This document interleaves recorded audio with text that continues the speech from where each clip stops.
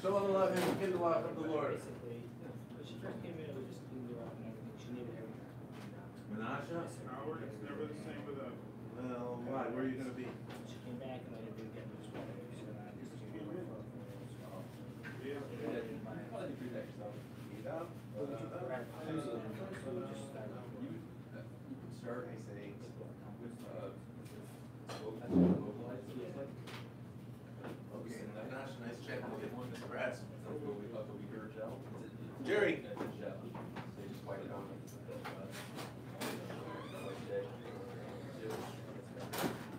A lot of that is often like related to irritating your tongue. The toothpaste. Get them on another toothpaste. So that would be so sometimes it's just like that's why they drop starters. Okay, so whatever I'm like not comfortable with, do that in school. Then I'm always like, I don't need this and that. Yeah. Let's see what you think. How do you just know that they'll have the first try your business and things first? We'll share. So you switch to Sorry. Alright, so what I like to do with that is something more finishing and I start using the paragraphs. Sometimes I like to just give them the photo ahead of time. I don't get that, you don't come back. They can see that's tough to do. Yeah. What?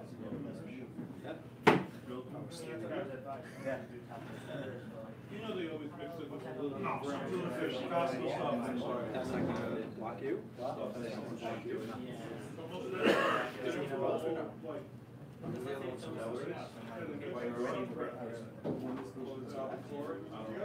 should learn, ask them what you're doing, you will learn it yourself. Yeah. And you will build confidence in that also.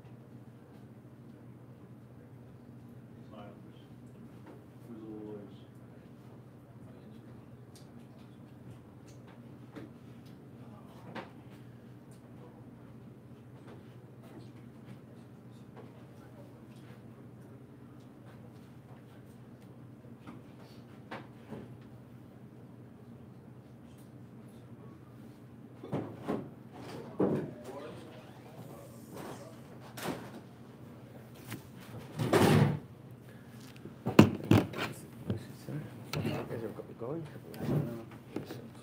I press record.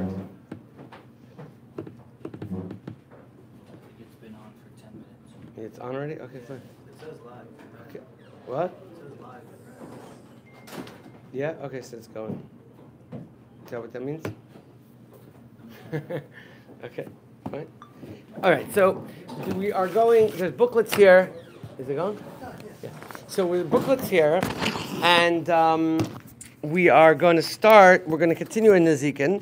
We're going to start another inyan, which is a grama and garmi, which means indirect damage. Now,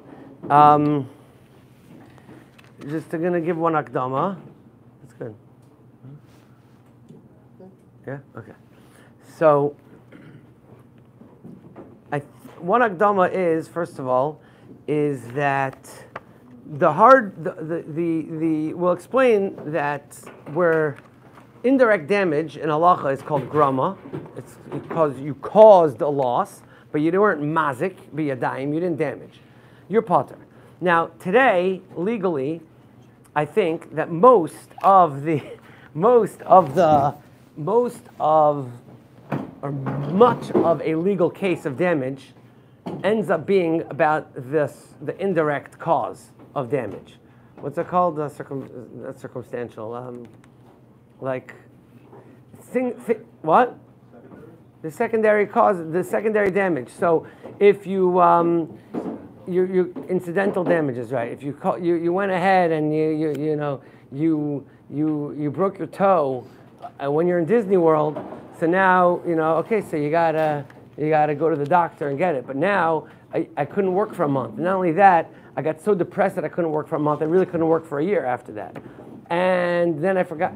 So basically, all of a sudden now you owe, you sue for, all the money that you could have earned, and there was a havamina you could have earned, and that, all the emotional damages that got caused from stubbing your toe and all this stuff. So halacha, any loss which is incidental to the damage is called a grama. At best, it's called a grama. It's indirect. And if it's indirect, you're potter. So this sugya really is where I think the biggest chiluk between secular law, how it would look at a certain accident case, versus halacha. Halacha is very strict how it defines damage, and it's specifically you have to go ahead and basically break the person's window. Short of that, you're pretty much off the hook. Now, we'll see a few cases of that. However, there's another category, so that's all called grama. Like last man, I always said after 14 shurim, the least thing you should know is adam muad la'olam, right? That there's no exemption for oinus by nezikin. So here, the main term to know is grama. Grama means incidental, indirect damage. However, there is another term in the Gemara, and the other term in the Gemara is called garmi. Garmi is a stronger, it's more direct. It's still not mamish biyadayim. It's not that you went ahead and you literally damaged it, but it's incidental, but it's more direct. Garmi is more direct. And garmi, we paskin, you actually are chayiv. So the big inyan over here, which if you look in the Shulchan Aruch, just to give you a little bit idea, if it's on page 15 in the booklet, or it starts on page 14, if you see the sizes of these shachs, for example, it's on page 14. I'm not even going through it, but look at the size of the shach over here. It's just pages and pages and pages. It goes from page 14 till basically 21, 22, pages and pages of shach on this. And basically all that is coming to explain that what is the difference between grama and garmi? Why is it sometimes you're potter, sometimes you're chayiv? Either way, it seems to be incidental. Let me just give you an example. I'll throw out two cases. I'm just going to throw out two cases, and you get a feeling of understanding what I'm talking about. Case number one, the Gemara says, is that if I have I lent you money, and I didn't write a shtar, but I have witnesses. I have witnesses that the witnesses would be made in Bezdin that Ruvain owes Shimon money, right? Ruvain owes Shimon money, but Ruvain goes over to the witnesses or let's say Levi goes over to the witnesses and says, here is $100, don't be made. Don't testify. So the Gemara says Levi's exempt, even though he's causing now that Shimon cannot collect his $100. He's basically the main cause. Shimon would be able to collect the $100. The only reason he cannot collect the $100 is because Levi paid off the witnesses. Levi is potter, because now even though Shimon cannot collect his debt, Levi's potter. But if Levi, let's say Shimon has a shtar, he has a document, a promissory note, discussing the chayv, and Levi would go ahead and burn the shtar, then Levi is chayv because it's Dina de Garmi, even though he also didn't take away money out of Shimon's pocket, right? He didn't take away money out of Shimon's pocket. He just makes that Shimon can't collect the chayv. The chayv is still there, but Shimon can't collect. He has no proof. So, well, either way, either I scared off the witnesses or I burnt the shtar. But I didn't really directly mazik Shimon. I indirectly made it that Shimon cannot collect the chayv. One case you're chayv, one case you're potter. So, just an example. We have to figure out why is this chayv, why is this potter. Okay? So we're gonna. This is the avoid over here. So I will say that I think the olam. You have these books, and every Gemara that discusses this is pretty much in here. You will definitely get more out of it if you learn it a little bit, besides relying on the shir, because the makiris are. It's just going over the same Gemaras over and over again, and trying to define the distinctions between this case and that case. So there's a couple Gemaras which are on page from 1 to page 10 in the book, and whoever is available, maybe Shabbos will to learn it or whatever it is gonna end up getting more out of it, because it's really it is a job complicated. that's okay. So that's the hakdam over here, is that. I think, whereas in last Zman, we were learning a lot about damages, we ended up really realizing that, let's say, car accidents and different things actually were pretty similar, the halacha, the sugyas, with the secular law. It's wherever we put the blame, essentially, we're able to figure out who's chayv. Over here, it's completely different, because we completely exempt anybody from indirect damage. Now, I want to give one other akdama, which is based on the way I printed the Gemaras are in the order of the Masechta of Baba Kama. I printed it in the order, so Chavav, Nun Hey, etc. I didn't print it in the order that we're going to learn it, because I just felt it's just going to be better in order. So the first Gemara, let's just, as a Hakdama, let's learn the Gemara on page Nun Hey Amud Beis, which is page 2. It's Gemara Baba Kama. The Gemara Baba Kama says, Tanya, Omar Rabbi Yeshua. So this is just a classical Gemara that lists 4 cases of grama. Grama, again, indirect damage that you're potter. Omar Rabbi Yeshua, Arba Dvarim, Ha'isa Oisan. If anyone does any of the following 4 things, potter midine Adam, you're potter in Bezdin, V'chayav b'dinei Shamayim. B'dinei Shamayim, they're going to mechayiv you for this. So Bezdin cannot. This is not actionable in Bezdin. Bezdin cannot force you to pay, but in reality, you caused damage to someone and you should pay for it. And b'dinei shamayim, if a person leaves this world without having paid for it, in the next world he's going to have to pay for it. So, and we'll get to another nafkamina of that. But anyway, ve'eluhain. So let's take one case, all 4 cases. Case number 1. Haporitz geder b'fnei behemas chaveroi. You have, your friend has a farm, and on the farm he has a lot of animals, and they're all fenced in. And you come in and break down the fence. Now, because you broke down the fence, all the animals are able to leave, and he loses some of his animals. So, the Gemara says, that's a grama. The fact that he lost the animals is indirect damage. You have to obviously pay for the fence,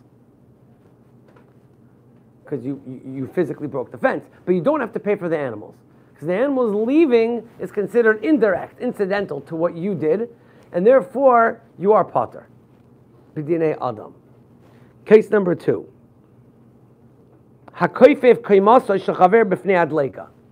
This is a little more complicated, but basically a fire is coming, and you put something in the line of the fire. Okay, the Gemara says it's a little more complicated than that, but that's case number 2. So you didn't light the fire, you didn't really do anything, but you made it that the fire was able to damage him. Case number 3, hasoichar eidei sheker lahoid.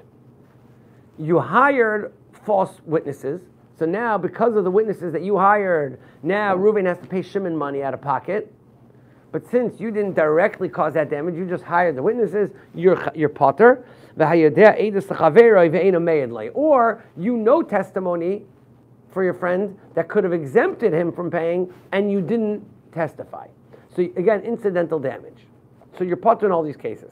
We'll say something very fascinating, that I was in Chicago last winter, the H3 conference, and Rabbi Saul Reisman said over the following case. He didn't say the case actually, he said a story. The story was, he didn't say the case, but the story basically was that 2 people went to their Rav to find out the halacha. One person basically indirectly caused damage to someone else. Maybe the case, something like, he gave him money for an investment, the investment went sour, he feels he was pesheya, he didn't do enough due diligence on the investment, etc. So the Rav said, so both parties said, look, we're not arguing on the facts. We all agree to exactly what happened. This is exactly what happened. There's no question here. The question just is, someone has to tell us, am I chayiv? If I'm chayiv, I'll pay. If I'm not chayiv, I don't want to pay. That was the shaila. So they said, we don't want to go to Beis Din. There's no reason, because we don't want to get complicated. And we'll just go to a Rav, and we will accept upon ourselves whatever the Rav says. I just want to know the halacha. So he said, go to Rabbi Reisman. So these 2 people went to Rabbi Reisman, and Rabbi Reisman says to the person who caused damage, you have to pay, you're chayiv. Okay, fine, that's the halacha. So the first Rav, who knew the case a little bit, he wasn't a dayan, so he didn't want to say the halacha, but like as far as he was concerned, he didn't understand why in the world would Rabbi Reisman say that you're chayiv. So he called up Rabbi Reisman and said, why, could you just explain to me why you said he's chayiv? I thought it was a grama. Did I miss something on that? Grama again, right? What is the grama? What's the halacha of grama according to our Gemara? You're potter, but you're chayiv b'dinei shamayim. So Rabbi Reisman said that he has a Kabbalah from Rav Pam. He said this over Barabim. He has a Kabbalah from Rav Pam. It says, if you go to Beis Din, so when you go to Beis Din, so Beis Din is telling you what the halacha is. So they cannot, it's not actionable in court, and if it's only grama, you're potter.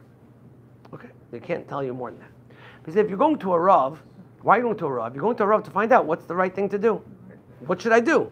You're not coming as a psak din. You're coming to a Rav. If you come to a Rav for a psak, then the halacha is chayiv. Because b'dinei shamayim you have to pay. So just like the Rav could tell you, listen, you should daven tefillah b'tzibur 3 times a day. The Rav could tell you that, this is, you have to make sure you have a chavrusa every day. B'dinei shamayim, the Beis Din can't force you to do that. But the Rav could tell you have to do it. So the Rav is allowed to say chayiv, not just that it's a good thing b'dinei shamayim. He's allowed to say chayiv. Suffice it to say that the dayanim in the room were not very happy with this psak, including Rabbi Khan. Just go wild. I couldn't believe that there was such a psak like that. Talking that a Rav has greater koyach than a Beis Din to mechayiv mammon. Yeah, he wasn't being machayev. He said chayiv. He didn't say suggestion. B'dinei shamayim. He said chayiv. That was the whole chiddush of the case. The chiddush is that he said chayiv. So he said because chayiv b'dinei shamayim, and the Rav's job is to tell you what your obligation to shamayim is. Say chayiv b'dinei shamayim. Yeah, that was the chiddush. He didn't get. He was. He. That's the chiddush of Rav Pam's thing. He's saying klapi the Rav. Right. Exactly. If you would have said b'dinei shamayim, you'd say okay, b'dinei shamayim. I'll meet you up in shamayim. I'll pay you then.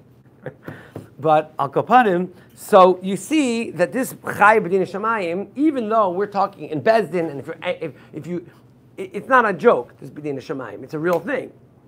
It's a real thing. It means that really you're supposed to pay. It's just that Beis Din can't make you pay. But really the right thing to do, and it could be on some level you're actually chayiv to pay. There's a big shaila in the Rivash, in the Ketzois, and other cases, what that the Bezdin can't force you to pay. What if you're already holding money of his for something else? A tfisa, right? Let's say, right, in our case, Levi told the witnesses not to be made, or he himself knows testimony that would get Shimon back his money, and he decides not to pay. He decides not to be made, so now Shimon cannot collect his choy from Ruvain. So Gemara says Levi's off the hook. What if Shimon has money of Levi in his rishus from a different deal? Can Shimon hold the money back from paying Levi because, hey, you chayiv to me b'din shemayim? So Bezdin can't force you, but really you owe me the money on some level, so maybe I'm allowed to make my own collection. There's a shayla in the machlokes rishonim. Machlokes between the Yamshir Shloima and the Rivash, the Ketzais brings down. So this chayiv b'din shemayim is not just like it's a mitzvah. It could be to some level there's a chiyuv that you have to pay. But Akopanim, this is called a grama and what? So that's why I said in this case, tfisa. I didn't want to say tfisa because people will be like, tfisa sounds very violent. Tfisa means you're grabbing the money without a psak of Bezdin. So my case is a little bit of a flowery, a more edel case of tfisa. You already have the money, but you're not giving it back. But really, tfisa means you can go into his rishus without the rishus of Bezdin. And I don't have the authority of Bezdin, but maybe I have the authority to come collect myself. So there's such a thing like that. Another case you have that is by Kimle B'drabimine. We talked last week. Let's say you're driving a car on Shabbos and you got into a car accident. So you don't have to pay because you're chayiv skila for the driving the car. Right? So you can't be chayiv misa and chayiv mammon. But even though you can't be chayiv mammon, it could be that tfisa works because you really do owe the money. Just Bezdin can't punish you twice. But if the nizik, the guy who got damaged, wants to go collect, it could be he's allowed to, if he can grab the money on his own. Okay, so that's the din of grama. So we have 4 cases in the Gemara. What's grama? Does everyone understand so far grama, why it's considered indirect? Yeah? It's indirect. I didn't do it myself. I knocked down his wall and his animals went out by themselves. Okay? Now let's see a few other cases. Okay, go back to page 1. Interesting case. Amar Rabba. The Amar Rabba. It's important to remember the name Rabba. Amar Rabba. Zorak kli miroish hagag. Someone came and threw a delicate glass vase, utensil, kli, off of the roof. His luck was that there's a pillow there. So I come and scare the guy. Said, how much is this thing worth? No, that thing's worth $2,000. It's a chashava crystal whatever bowl. So he says, okay, well, and he throws it off the roof. We're gonna break. No, he had put over there, or there was already a pillow, a mattress underneath, and nothing was gonna happen to the kli. Okay, no problem. Uba acher v'silkan, and someone came while the kli is in midair and took away the mattress. You have the case? Someone threw a crystal off the roof. There was a mattress. It wasn't going to break, and someone comes and pulls out the mattress. Now the crystal will break. So for the guy who threw it off the roof is definitely potter. He's potter because he didn't. As far his maisa was not a maisa hezek at all. He threw it off the roof. To annoy the guy, to scare him for 5 seconds. Maybe it was his younger brother. Okay. Ubacher v'silkan. Oi, kadam v'silkan. Even the guy himself, maybe. This is already a bigger chiddush. Potter. He's potter. The guy who took the mattress out from underneath the falling crystal is potter. He does not have to pay. He's exempt. My taima, why is he potter? Be'idna deshadye, because at the time that the first guy threw it, psuki paske gire, his arrows were broken. Meaning, the first guy's potter because his maisa throwing off the roof was not a maisa hezek, because it was a broken arrow. It couldn't have broken the kli, because when he threw it off the roof, there was a mattress there. The guy who pulled out the mattress, why is he potter? It's only because of him that it broke. Says Rashi, last Rashi on the page. Who did the Maisa? No, the Gemara says Psuke Paske Legire, which means that the arrows were broken. Meaning to say that when I threw it, it wasn't a Maisa Hezek. Because it was going to land on top of the mattress. So it's not considered that he did a Maisa Hezek. That's the Chiddush of the Gemara. So the Gemara says, Sharei Mizri Kosoi ain't Soifil Lishaver, Achi Notlu Akarim. Says Rashi, Vizeh Shenotal Akarim. What about the guy that pulled away the pillow? Afilu Hazarik Atzmai, even if it's the guy who threw it himself. Notlan Potter, the Grama Benizok in Hava. It's a Grama. Right? So there's another example of Grama. But this Grama, let's think about it for a second. Do we see any distinction between this Grama and the Gramas that we had before? Let's take the case where I opened the gate and the guy's animals walked out. That's one case of Grama. And here, I pulled out the mattress from a falling crystal. So Rashi says, and the Gemara seems to be mashma, that the guy who pulls out the mattress is potter because it's Grama. Can you think of any chiluk between it, or it's pashut that it's the same thing? Any svara to be mechalik? Yeah, the case of coming off the roof requires another Maisa to happen for the damage to be fixed. But the Maisa happened already. It doesn't require a new Maisa anymore. No, I'm talking about the guy who pulled out the mattress. Why is he a Grama? He didn't do the Maisa. He didn't do the Maisa, but it's in midair already. It doesn't make it, yeah, but the Zorik is for sure potter. The Zorik is... Yeah, okay, that we're not going to talk about now. That's a big... Right, that's a nice chiddush. And also, that guy, I don't know, he must be... maybe we'll get that elevator inside. I mean, how do you get that? It's faster than the speed of light. It's faster than the speed of gravity. Right, that's like you work together and then trying to get the animals around the animals. Right, okay, so let's leave out the Zurich for now, okay? Let's talk about if it was a third party. It pulled out the pillow. I would think that, well... Once more you do it than the other one. Yeah, the case of the pillow, I would think there's more makom to be mechayiv. There's more a reason to think that the guy who pulls out the pillow should be chayiv. Why? Because it's for sure going to happen. The laws of gravity are vadai. It's bari hazeka, meaning it's for sure going to happen that if you pull out the mattress, the thing is going to break. Now, you didn't throw it, but at this point it's in midair, you're hazeka, out the thing, it's bari hazeka, it's for sure going to happen. The case of the breaking down the fence, the animals could decide to stay inside or not. It's not for sure going to cause him any loss. Right? And another chiluk is similar to but the opposite way around. That in the case, it's saying the same thing but with another different logic, is that the case of the wall breaking, of you opening the fence, requires something else to take place in order for the damage to happen. The animals have to walk out now.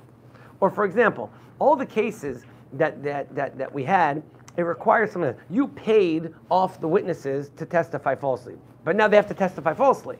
So something else has to happen, right? But not I pointed at that case. The Gemara says in Ukimta there. It's a little more complicated there, but it's not bari azek. It's not for sure going to happen. Also, maybe the guy will pay anyway. He still owes him the money. He can't, right? I don't know, for sure going to make him lose money because of that. So the Rashi calls it a grama. The question is, could we hear a svara that maybe this case is a little bit more closer to vadai going to happen, and there's more of a logic to be mechayiv, and maybe this is already called garmi. Maybe this is already called garmi. You understand what I'm saying? And as garmi is a higher level of indirect damage, that maybe there's room here to mechayiv you. So these two svaras seems to be two svaras in Tosfos. If we look at Tosfos, on that Gemara, Tosfos says, Kodam v'silkon, Pirish Rabbeinu Alfasi, the Rabo letaime, the less Dina de garmi, Beresh HaGoizel. Says the Rif, that we'll learn soon, there's a Gemara in Baba Kama later on Tzadiches, the Rabbah, that's why I said it's important to note the name Rabbah. Rabbah happens to hold that Garmi is exempt, as Pater, even Garmi. So Tosfos says pulling out the pillow is really Garmi, it's not Groma. Means really pulling out the pillow is more direct than letting the guy's animals free, because it's for sure going to happen. The reason Rabbah here exempts him is only because Rabbah happens to have an opinion that Garmi is also potter. We lahalacha paskin, Garmi is chayiv. So lahalacha, according to the first answer of Taisus, we would hold that even if you open up the gate in front of the animals and the animals run out and he loses all of his animals, you're exempt. But if you pull out the pillow, you would be chayiv, because that's for sure going to happen. That's the first shot in Taisus. But then the Re says, "Uleri nira dahag grama ben izakin hu upatul kuli alma." The second teretz of Taisus says, "No, this is a regular grama. It's indirect.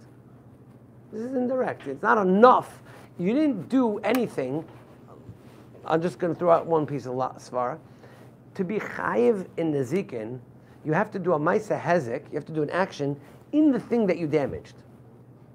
Here, you didn't touch the thing that you damaged at all. So therefore, anything that happens is automatically indirect. It's all circumstantial. What broke was the crystal, and I never interacted with the crystal bowl at all. Nothing I did ever interacted with the crystal. I didn't throw it off.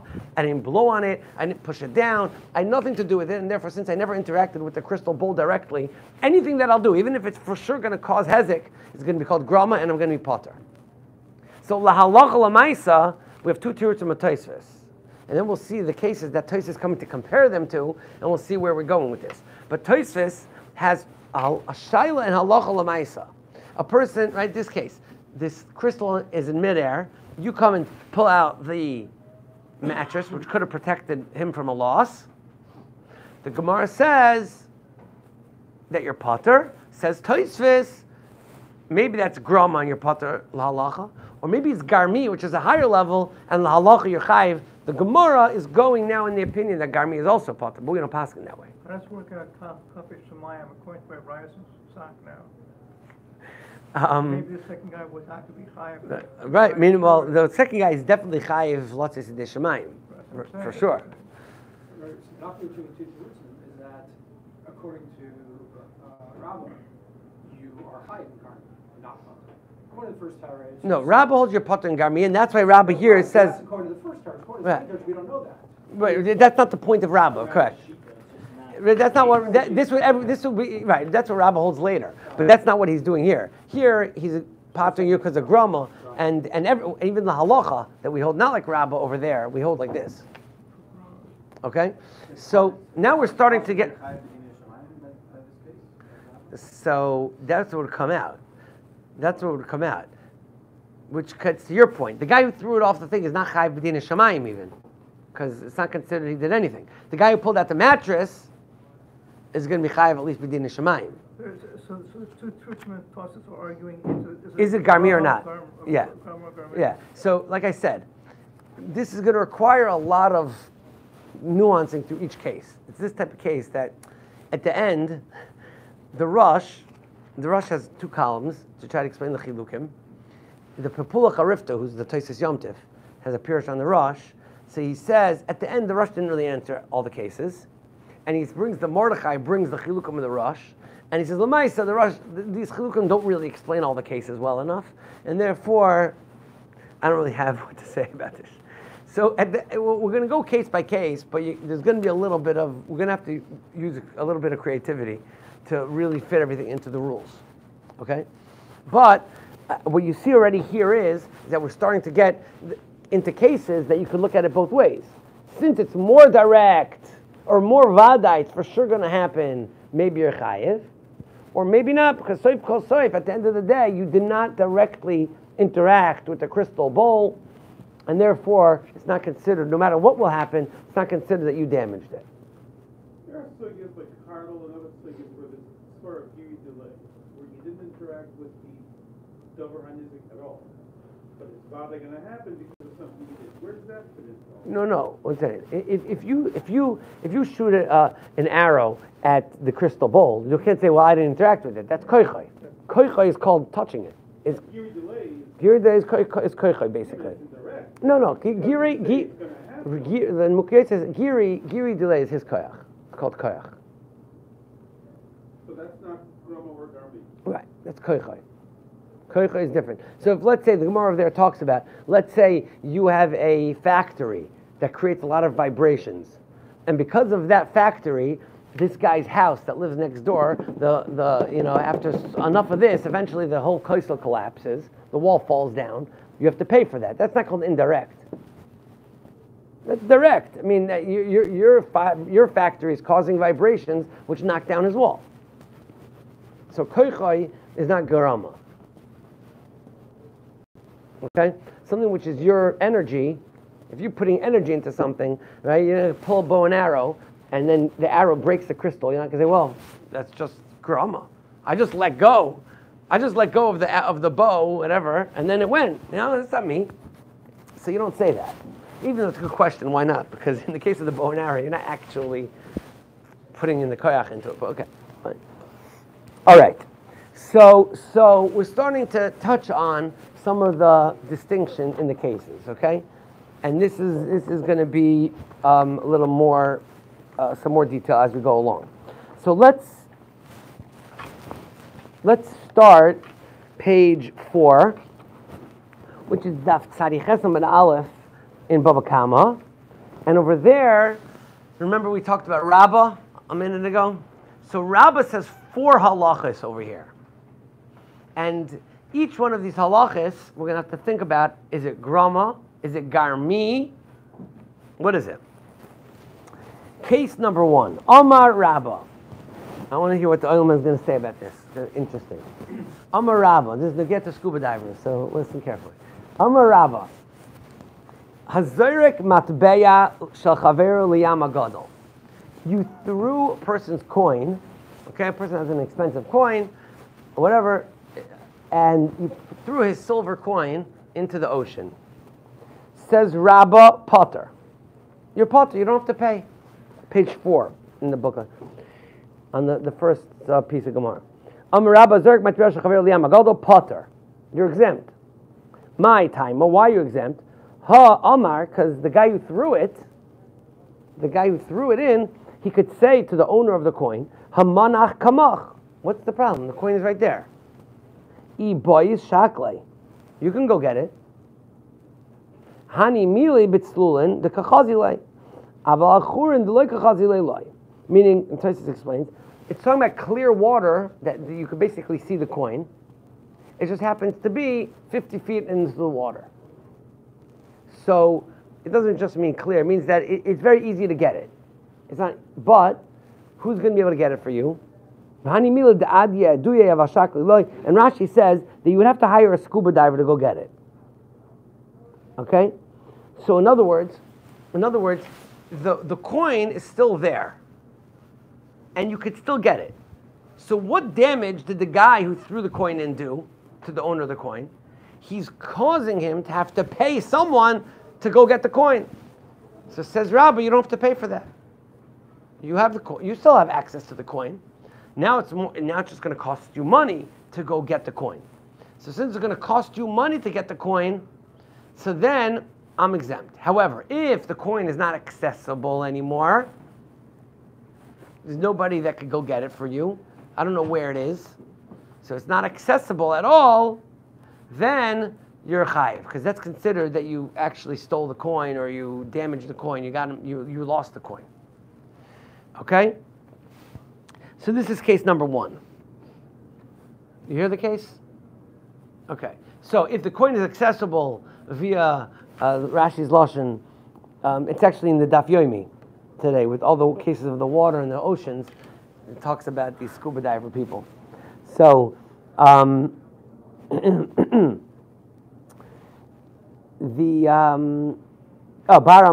right. The boy lemesa zuzil Baramoira. You would have to go and hire someone to go get it for you. That's called a grama, indirect damage. And since the coin is still available, you're exempt, according to Rabbah. Good? Case number 2. Amar Rabbah, where it's underlined again. Amar Rabbah, case number 2. Hashaf matbeya shel chaveiroi potter. In those days, what happened? Every coin, the value of the coin was the weight of the silver, or the bronze, or the gold. That was the real value of it. But in order for it to be considered currency, and not just a piece of gold, so it had the stamp of the king on it. And the stamp of the king, supposedly, the purpose was to verify that it was pure silver, or pure gold, or the metal was valuable. So what this guy did was that he smashed down the seal of the king. Rubbed it out. He rubbed it out. But all the metal that was there before is still there. So the actual value of the coin is still there, but the ability for me to use it as currency is gone. I'm going to have to go back to the mint to get it restamped. So basically, the Rabbah again says that you're potter. Obviously, Rabbah says that if you cut off the stamp, right, you cut off the metal, and you smoothed it off, then you're chayev because that's direct damage. Then you directly took off part of the metal. But if all the value is still there, all it is that for me to be able to use it the way I used it before would require me to go back to the mint and get it restamped. So that's an expense. That's called groma. That's indirect. So I held you. So this would be a good example. Let's say maybe this was being again with a key. Car keys are expensive, and I don't know. I ran over your car key with my car, so now it's all bent out of shape. But you could technically go back and fix it.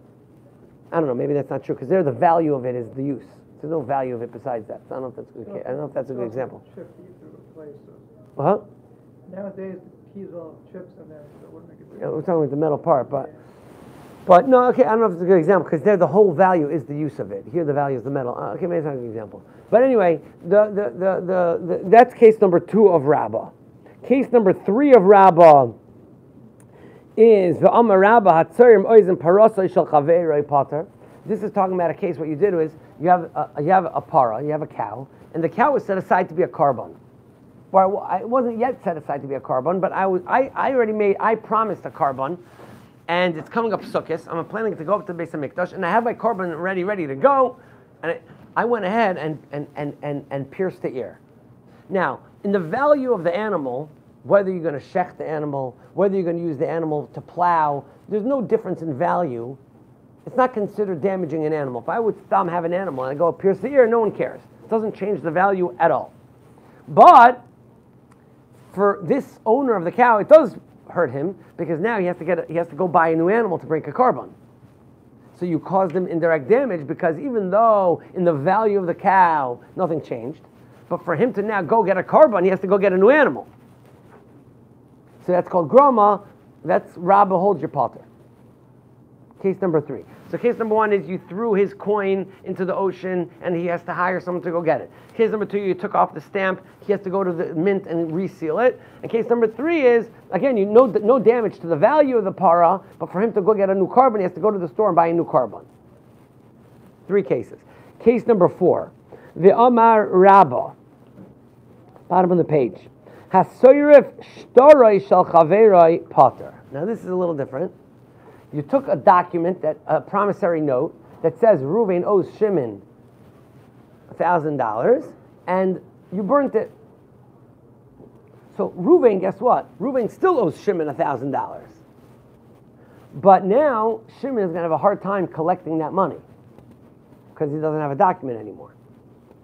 Now the Gemara goes on and says, do you have witnesses? Don't you have witnesses? Fine. But the point is that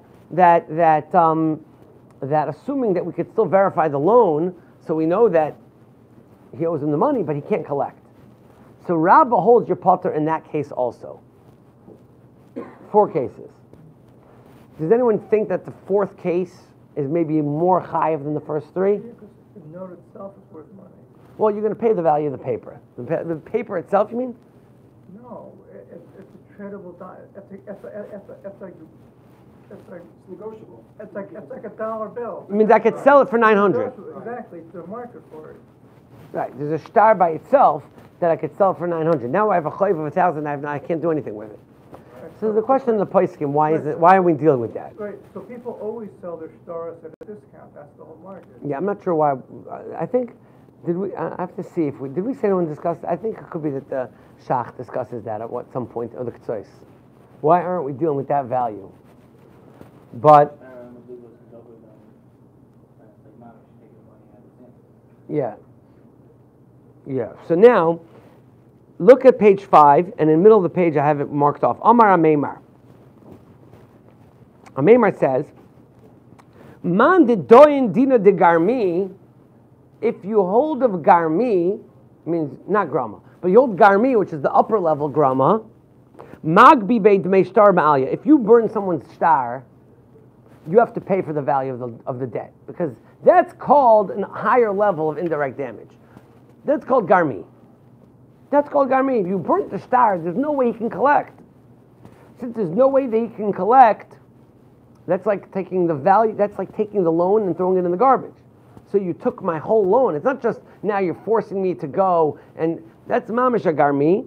Uman deloy doin dina de garmi. But if you don't hold the dina de garmi, magbi beid me nair ba'alma. You just pay the value of the paper. Hava uvda. There was a story of a kafi Ravim l'Rav Ashi v'agbi beid bikshur l'talma. They basically ended up paying the full value. So the Gemara says that even though Rabbah holds that when you burn someone's document, you don't have to pay for the value of the debt. You only pay for the value of the paper. But a meimar, and we paskin, that if you hold dina de garmi, then burning a star is dina de garmi. So this is the source where you see Rabbah does not hold the garmi. And you see also that the Gemara holds that burning a star is called garmi, because that's called direct damage. Now, what we're going to leave, because we're not going to get into it now, the question we're going to have is,